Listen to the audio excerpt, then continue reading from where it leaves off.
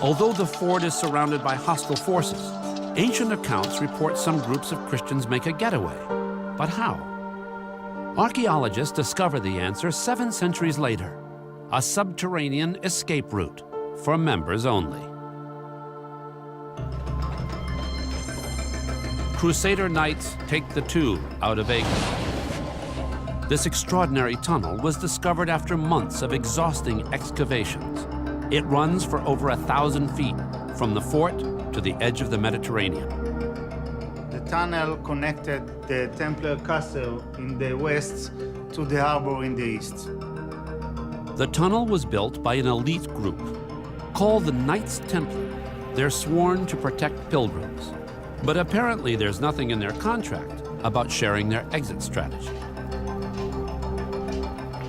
This is a private tunnel. No one knew except the Templars that there is such a tunnel. In the last day of Acre, the Templar Knights managed to escape through this tunnel to the harbor and then run away to Europe. Experts believe the flight of the Templars is a clue to why the Christians lost the last great battle of the Crusades.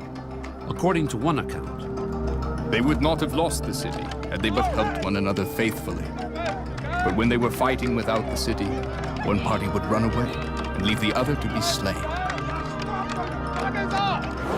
female pilgrims, many from wealthy families in Europe, grow desperate. 500 most noble ladies came down to the seashore, carrying with them all their jewels and ornaments of gold and precious stones, and cried aloud whether there were any soldiers who would take all their jewels. If only he would take them, even naked, to some safe land. A Mamluk warrior savors the Crusaders' defeat. The lands of the coast were fully returned to the Muslims, a result undreamed of. Thus were the foreigners expelled from all of Syria and the coastal zones. God grant that they never set foot there again. Never again are the Holy Lands occupied by the Crusaders. The fall of Acre in 1291 was a key event. It was the end of the story. It was the last major enclave to fall. In the end, Muslim culture is unaffected by the ways of the Europeans.